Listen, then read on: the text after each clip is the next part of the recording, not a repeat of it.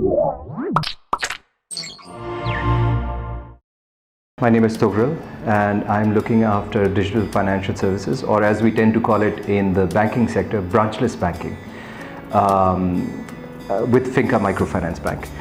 And this isn't exactly a new domain that's opened up. It's been a domain that actually has been around for around 10 years now. But there has been a sort of an uptake over the last few years, whereas it was limited to maybe one or two small microfinance banks right at the beginning of this revolution, as we like to call it, 10 years ago. It remained pretty much limited to just those banks in the beginning, in the first initial few years.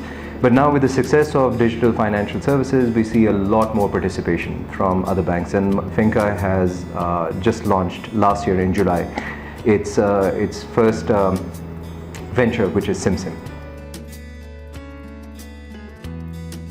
Well, so I think this is more of a journey than one day waking up and throwing a switch, because banks are very heavily regulated environments, and they're still very heavily regulated, which has meant always that there's been a lot of focus on paperwork, on getting things through the approval processes, very detailed work.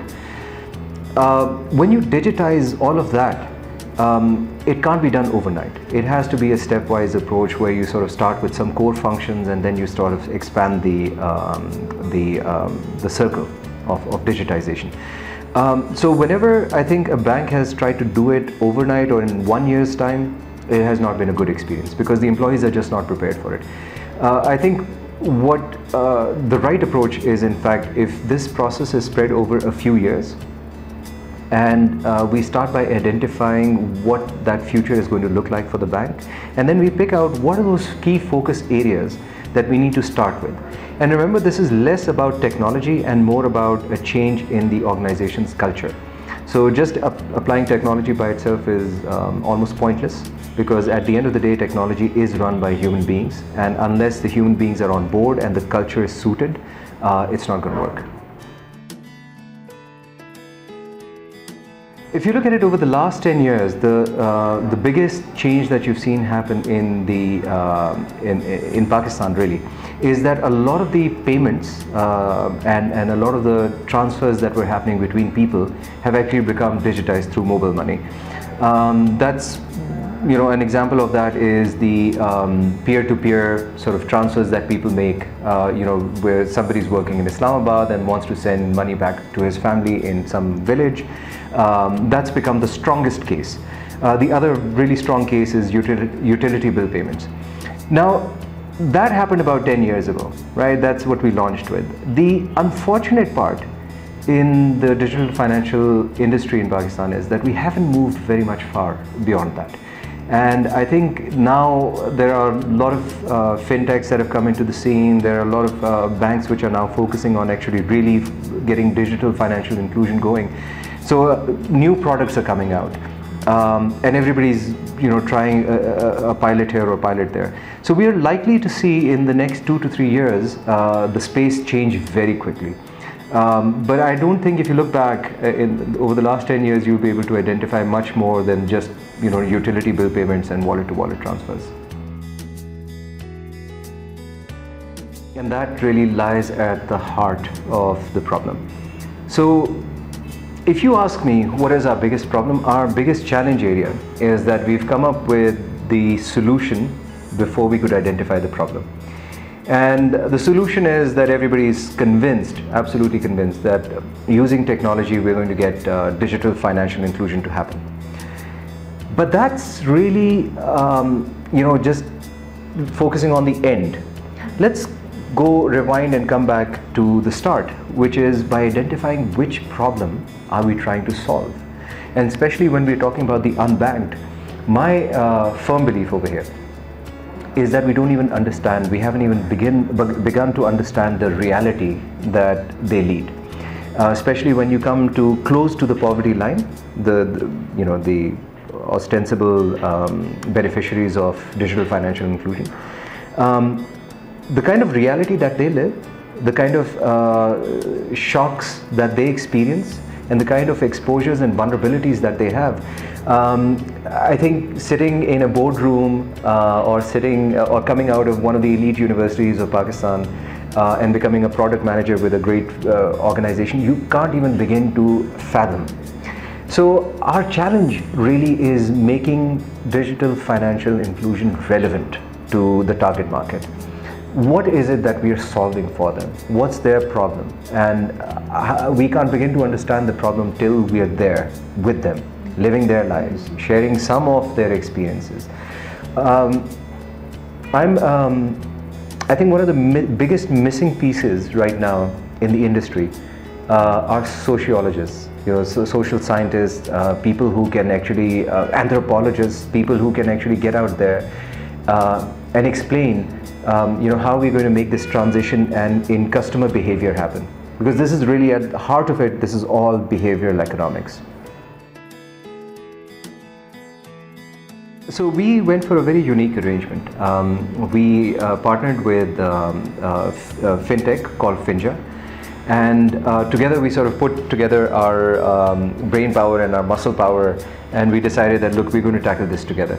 The advantage of doing that, I think it's been one of the good implementations that I've been a part of. The advantage is that, as a FinTech, they're very nimble and they bring a lot of innovation with them, a lot of ideas. They're willing to challenge the regulations, they're willing to challenge the system and come up with something new. And we as the bank, we sort of become their partners in this process. And we say, okay, look, these are great ideas, but here is where we can reshape the idea so that we stay within the regulations. Here is an idea that maybe we need to go and talk to the state bank about and say, well, can we do this? But between the two of us, that tension, it becomes very creative. They challenge us, we challenge them, and we come up with products and innovations that keep bringing something new to the market. So I think it starts really with defining what is financial inclusion. Financial inclusion is not just opening a mobile bank account. Financial inclusion is not just getting somebody to do a transaction, sending money to somebody or paying a utility bill. That's not financial inclusion. For me, financial inclusion is when you are able to use technology and create a measurable, observable difference in their socio-economic status today and where they end up, say, 2 years, 3 years, 5 years from now, after your intervention, that you can directly link with your intervention. So what are those measures? Well, essentially we would like to use credit, we would like to use insurance, we would like to use savings and other financial services products that we can put together to actually create wealth for a family which didn't have these opportunities before. Which didn't have access to credit before, which didn't have access to risk mitigation, which didn't have access to saving options, which was living essentially from day to day and planning expenditures accordingly. Now they're shifting their horizon from planning for the next month to planning for 5 years from now, thinking about what they can set aside for their kids' education or their marriage, or thinking about setting aside something or having a risk mitigation strategy in case somebody falls ill. At the very middle tier to lower tier level, where people are just above the poverty line, any shock to the system can actually send them into poverty, and it becomes very difficult for them to climb out of it. So a shock to the system can be as simple as somebody, an earning member in the household, having a road accident and being put out of commission for a few weeks. Loses his job, doesn't get salary, is the only earning member of the family, and suddenly you find the cascade effect of that coming on to the kids, because the kids can't go to school anymore, they have to be pulled out because their school fee can't be paid. The parents, whose medicines that person was providing for, suffer health issues related to it. So when I talk about financial inclusion, I'm talking about creating that net for them where they are protected. Not just against these shocks, but they're able to actually make a plan for the future to be better than it is, than the present is for them today. A lot of the people, unfortunately, in our setup are just left out of the formal, opportunity sector. So we've taken two routes so far. One, we have gone for the consumer route. So we're marketing in the bigger cities, and people have been very responsive to the digital channel. We've done a lot of viral campaigns. People seem to pick up very quickly on them. The other channel that has worked really well for us is where we have started to onboard small to large corporates, with several employees, and they could be onboarded for solutions such as payroll or cash collection or any of these solutions that we're putting out there. That's another very stable channel to use because you get a lot of engagement from the employees. But going forward, this year, we're also planning to sort of use our branches for onboarding customers. And these branches, as you know, FINCA is present in 108 cities with 125 branches. So we pretty much cover the length and breadth of the country. And we using all of these branches, what we want to do is reach out to the potential customers around those branches in these small cities and try to see if we can get people to be interested in our wallets. I don't think we faced a challenge. In fact, it's been seen as a great help. And the reason for that is because FINCA right now, alhamdulillah, is expanding so rapidly that there's pressure on them, in fact, to put up more branches. And we would never be able to match the speed of demand. So what branchless banking does, it helps to reduce the footfall on the branches, so there is less pressure on the branches for customer acquisition and turnaround. The other thing that branchless banking also helps do for the rest of the bank is that it expands the outreach. So we currently have approximately 300,000 roughly customers on the branch banking side. At the same time now, branchless banking has added another 150,000 customers on this side, and that's in a span of just about 8 months of being live. So we see this as a great opportunity. The bank sees it as a great opportunity to sort of create customers beyond the brick and mortar. We are very lucky that we've got a very good regulator, State Bank. And they have been very progressive. They were, in fact, I think one of the leaders in this area globally. And of course, look, as a bank, our first job is to protect the deposit of the customers. So regulations will never just go away. They have to be there, and they're there for the protection not just of the customers but also ourselves. The approach that we've taken with the State Bank is always one of, I think, of camaraderie rather than the regulator and the regulated.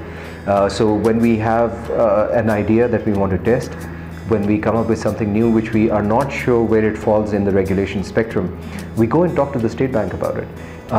Sometimes they tell us to come back with a lot more detail, and sometimes they'll say, okay, try a pilot of this. It's new, we learn with you.